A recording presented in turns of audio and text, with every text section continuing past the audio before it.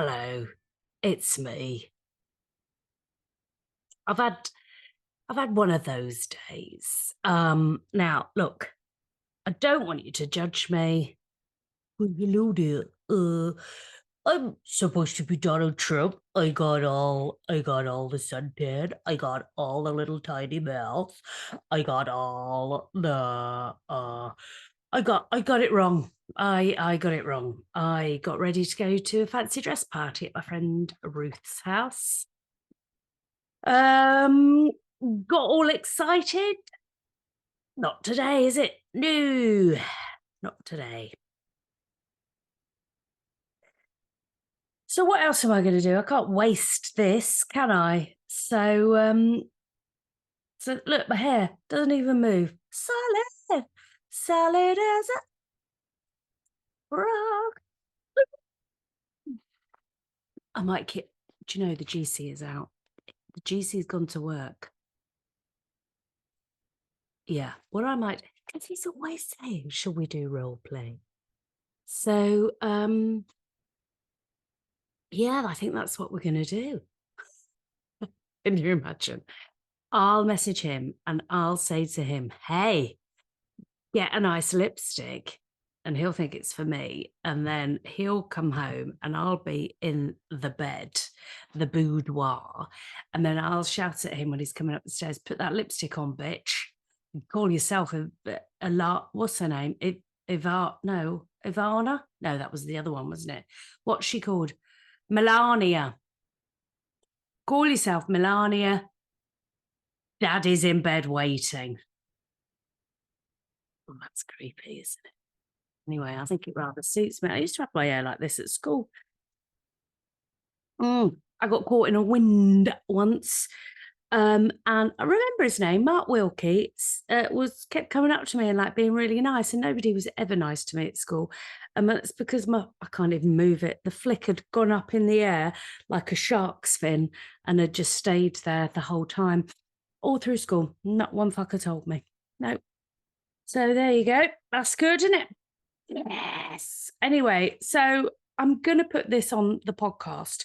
So just as a visual description for the listener that may not have seen what I am presenting myself as, I've basically oranged my face up. I've got some concealer around my eyeballs. I've put my hair in a flick that's not moving. The orange face is only, all it's done actually is just highlighted my chins. And I'm sweating in a onesie that, as is my want, and I've got some lip gloss over my lips. And I'm going to stay like this to tantalise and sexualise myself for the GC for when he gets home as a nice little treat. I don't know. I think it rather suits me, you know. I just can't wait to be president. Oh my God, I can't wait to be the president. Oh my God, I'm gonna be like, I got all the presidents. I know all the presidents. I'm gonna be the president even when I'm in jail. But that ain't gonna happen because I'm gonna pay my way out of that scenario. Oh yeah, my name's Donald. I'm the big cheese. I got all the cheese. I know all the cheese. Actually, what I've done is this makeup can now be tax deductible because I've done it on this. So, you know, who's the loser now? Yeah, the government. So listen, I'll tell you about my week, shall I, while I'm dressed like this? Pom-poms. What have I done? Oh, well, I've had more emails from you listeners, but as ever, I'll get to those in a moment. I did a wonderful show with the wonderful Harriet Dyer at the wonderful Stafford Gatehouse Theatre in Stafford, funnily enough. And we had a wonderful show. There was practically sold out. I think it might have been. I'm not sure. I didn't really count. She did her Edinburgh show from last year. I did my Edinburgh show from last year. We had a great time. Somebody bought me some Percy Pig sweets, which is always very welcome. Okay, just dropping that in. And then the GC went off to do his chip reviews. And I'm telling you now, I am I am concerned for his health. If you're not aware of what the GC's been doing, he's been going around chip shops because he loves chips. He loves chips. And this is the order. He loves chips, football, and then me.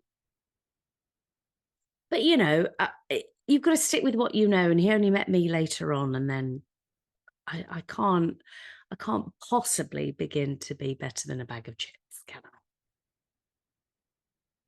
Not when I'm dressed like this, anyway. So we did our Edinburgh shows, and thank you to everybody that came. I got all the audiences. So we got all the audiences in Stratford. Oh God, we had a great show. I had a great show. I was marvelous. I was amazing. And Harriet was marvelous, and she was amazing. And the audience was marvelous, and they were amazing, but not as amazing as me and Harriet.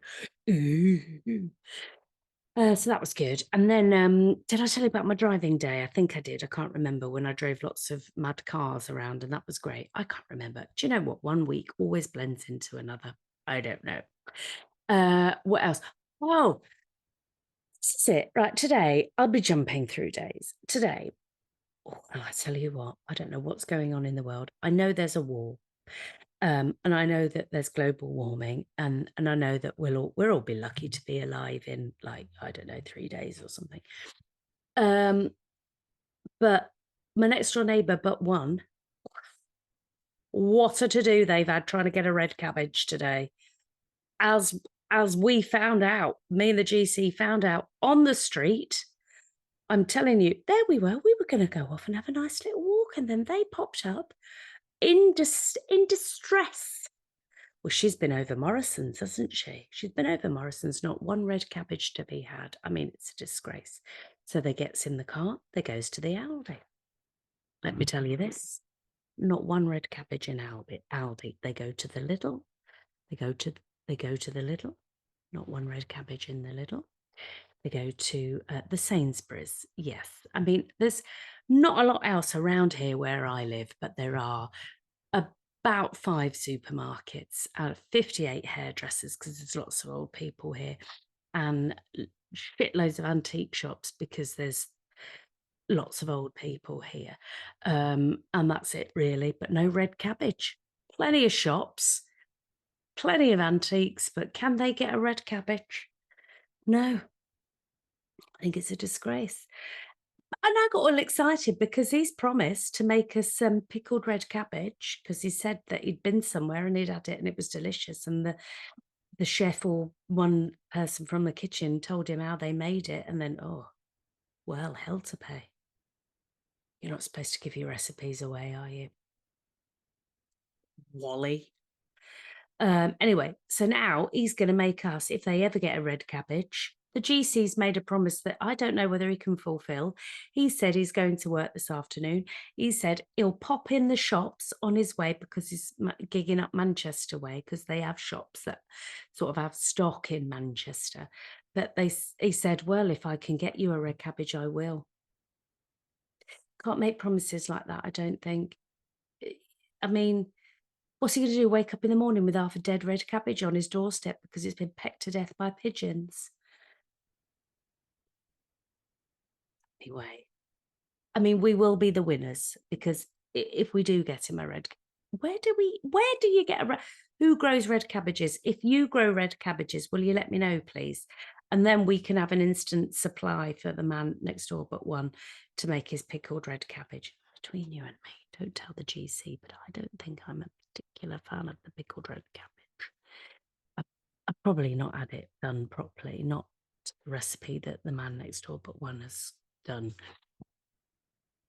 But yeah, if you grow red cabbages, can you let me know, please? Thanks.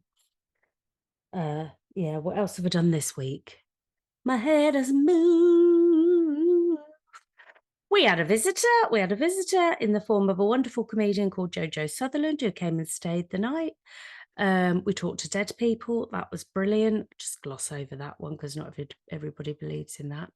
And then, because we've got a ghost in this house, we've got several ghosts in this house, actually. They turn the telly on and off. And no, we haven't sat on the remote. What else have we done? Well, I went to a garden centre today. Not dressed like this, obviously. Well, I've bought a rhododendron, haven't I? Can I just say I can't keep anything alive? Nothing. Can't keep anything alive. So I can only apologise to those poor plants or the plants' parents because I've put them in the front garden. I don't know whether I should have. How deep you bury them? I don't know what you're supposed to do, whether you're supposed to put them in now, but they were alive in the garden centre, so I can only assume they'll stay alive now. One would hope. I did tear a lavender bush up in half. Just put one bit over there and one bit over there. Hope they don't get separation anxiety or something like that. What else have I done? Well, I've had some good gigs.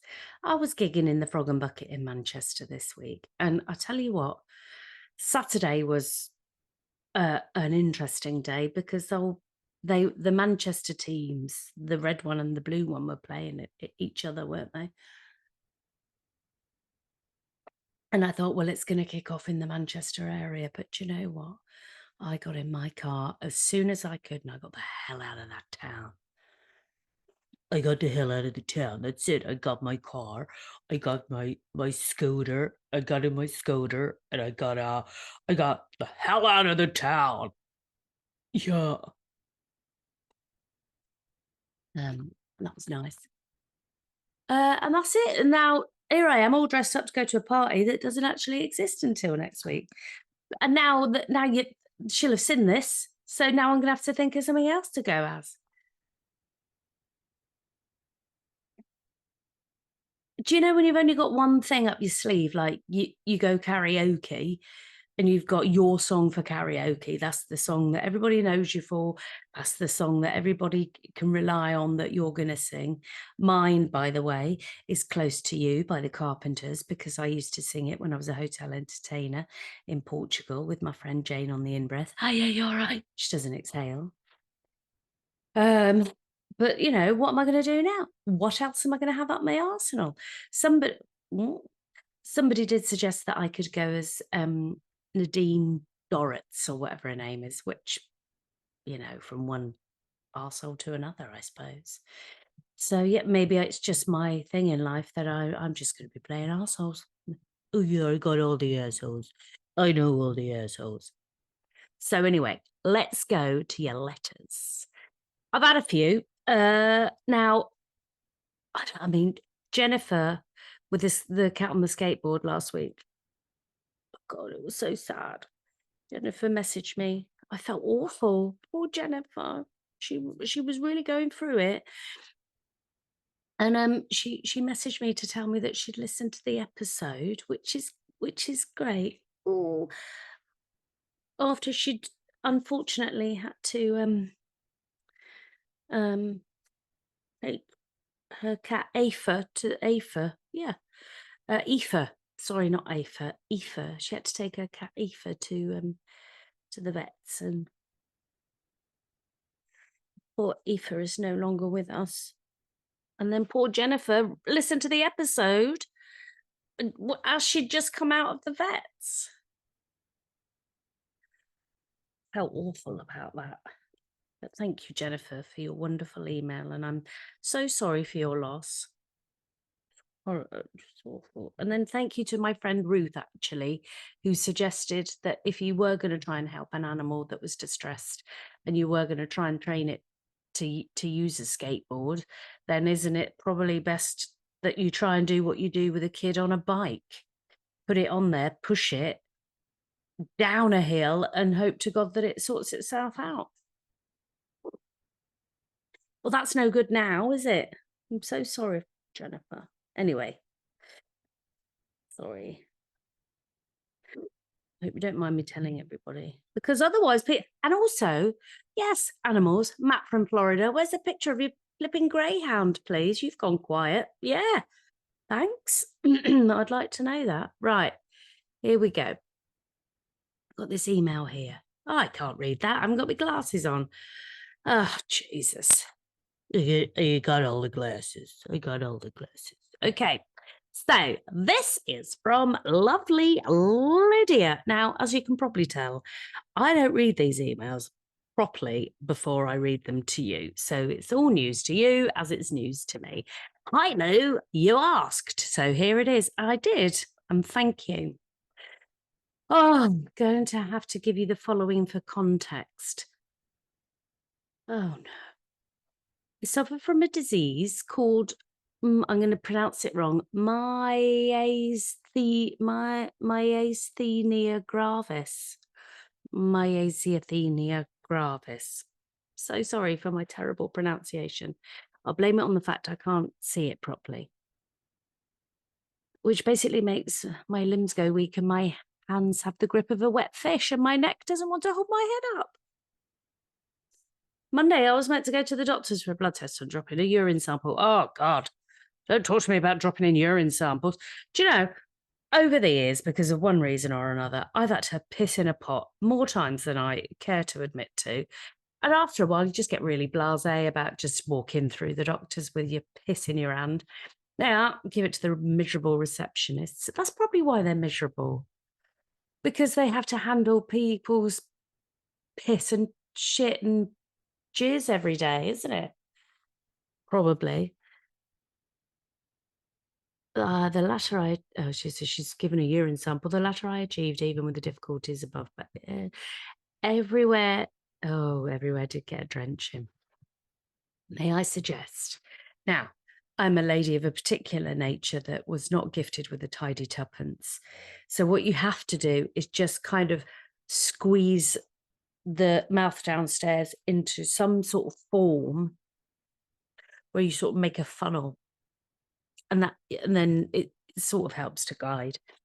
Or failing that, get an actual funnel and piss in that, and then you can direct it like a willy or a shiwi. Very difficult to use. I tried to use one in a B&B. Where was I? In Southend. I had a tiny bedroom, and I had this shiwi that my mum had bought me for my travels.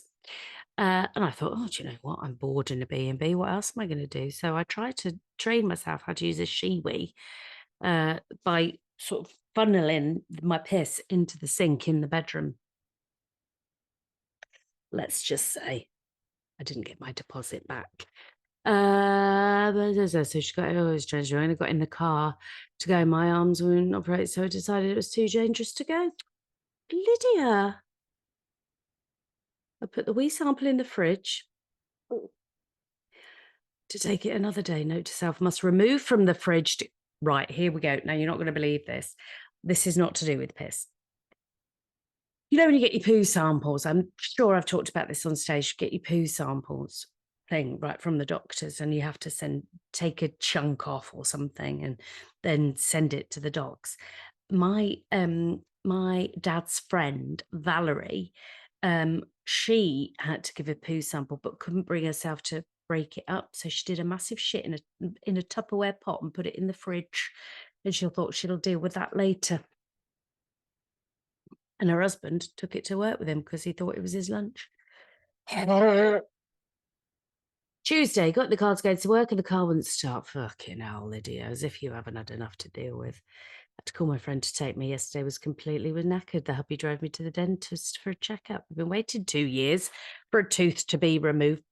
Eden, look, I know we're all up against it in one way, shape or form. And these dentists, they're just taking the flipping piss now. Off you, Lydia. It's in your fridge. Don't forget. I've been waiting for 2 years to get a tooth to be removed, but because of the drugs I take, I have to get it done at the hospital. Bloody hell. Dentist tapped my tooth, checked my gums, waggled the bit that's left of the tooth that needs removing, and sent me on my way. See him 6 to 12 months. The rest of the day I sat in the garden enjoying the sunshine. Good. Confession, I don't always go back in the house. I don't always go back in the house when I need a wee. Well, we don't need to know that, Lydia. And I'll edit that bit out. I won't. Husband and I are off to the range to get another hanging basket. and a pink pot to put a plant in. Pink pot to put a plant in. And also need to go to Tesco's to get some high juices. I've run out. Well, I tell you what, Lydia, thank you for that. There's not enough high juice in the world, is there? There's not enough red cabbage, not enough high juice. And there's for you juice, Lydia, don't drink your piss in your sink. Thank you. Now then, where was me other message? Mandy, cheeky Mandy. Well, Mandy, now let me tell you about Mandy. Mandy is a lovely lady. She's a huge supporter of comedy, and it's always so nice to see a little face in the audience in the crowds of shows and things. So because she's always smiling and she always looks like she enjoys herself, which is so vital if you're a comedian on stage and you look out in the audience and all you see is this staring back at you. Mandy, you should run training courses on how to spread your face about a bit, if you know what I mean. Well, Mandy, what? No, she's on week 2 of retirement. Bloody Mandy, congratulations, that's amazing. She's pottering around in her potting shed the other day. Oh, don't ask which day. I'm retired. Well, I'm not retired. You know, I got all the retirements. I'm not retired and I never know what bloody day it is. I moved a bag of compost and knocked the yard brush off its hook and it hit me in the bonce. There was a lot of swearing that followed and all the other stuff that comes out with a bang on the bonce. Massive egg on my head, slight concussion followed. Thankfully, it didn't knock any sense into me. Mandy, don't change. Don't ever change. Yeah, that's how my week started. I've had to stay overnight in hospital before because I had concussion. Um, you see, what it was, let me bore you with this. When I was at college doing A levels, yeah, that's right. This has done A levels. I got all the A levels. I didn't, I did really badly, but never mind. I was dicking about with Richard Smith. Now, funny story about Richard Smith is that he moved to NYC, that's America, you know. And then when I started doing comedy, and then I met my wonderful chum Sally Ann Hayward, out that Sally went to university with Richard Smith. Weird. And also, then we find out there's another connection. Andrew Hagen, yeah, I think he also moved to New York. And I went to like primary school with Andrew Hagen. It's a great picture of me and him with a puppet show. We made puppets. And in the Bucks Free Press, that was, we were about, I don't know, we must have been about 7 or 8 or something. Sally Ann Slaywood only bloody went to uni with him as well. And then Richard and Andrew became friends. Such a small. What was I saying? What was my point? Concussion. So I had concussion because Richard Smith and I were dicking about at the drama studio at Amersham College.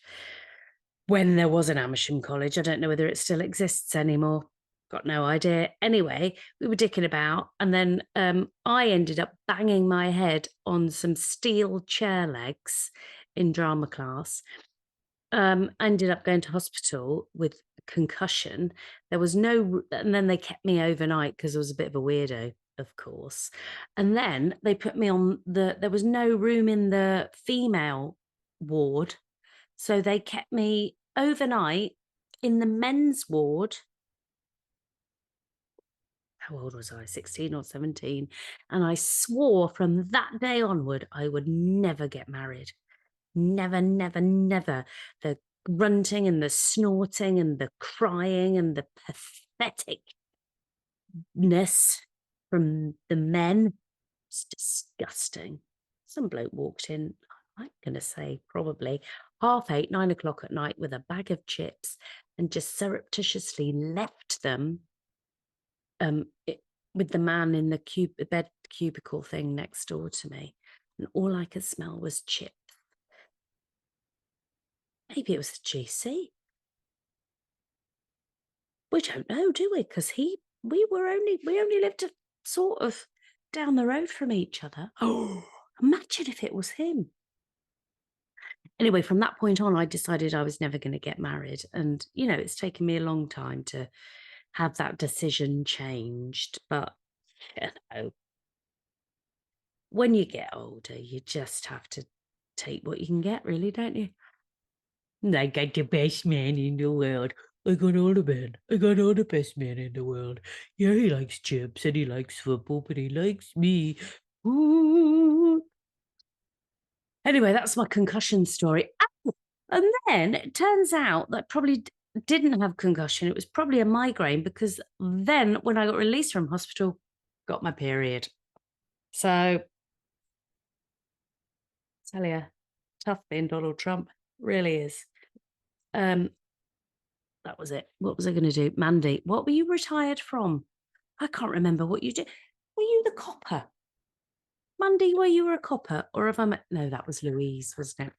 Mandy, what did you do in? You can't just, you lot are rubbish at filling in the details. Mandy, you can't tell me that you've retired. I need to know what you've retired from, please. Can you fill in the blanks? Matt from Florida, I need a picture of your dog, please. Lovely Jennifer shared a photograph of her Aoife with me, which was delightful and lovely. Thank you. I need updates. I need this. Thank you.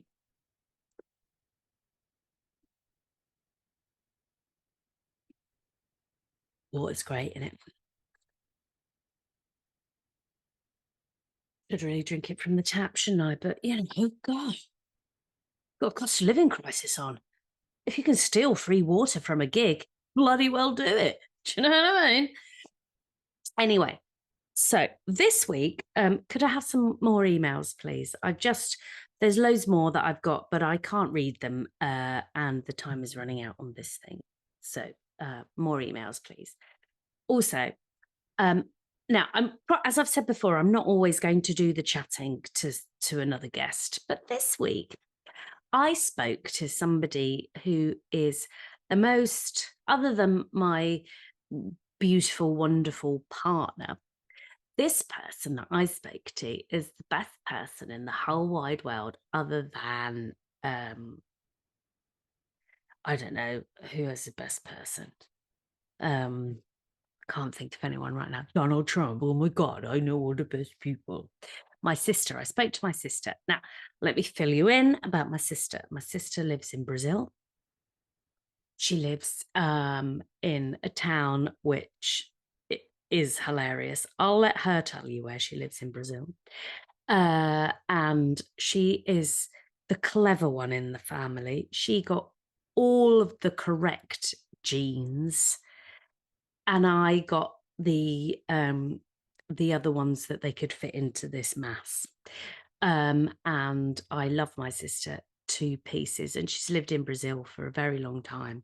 And I'm hoping that at some point she will come back and live in the United Kingdom. But, what with the cost of living crisis and that's looking unlikely. Great days. Thanks, government. Thanks, twats. But anyway, so I spoke to my sister very briefly.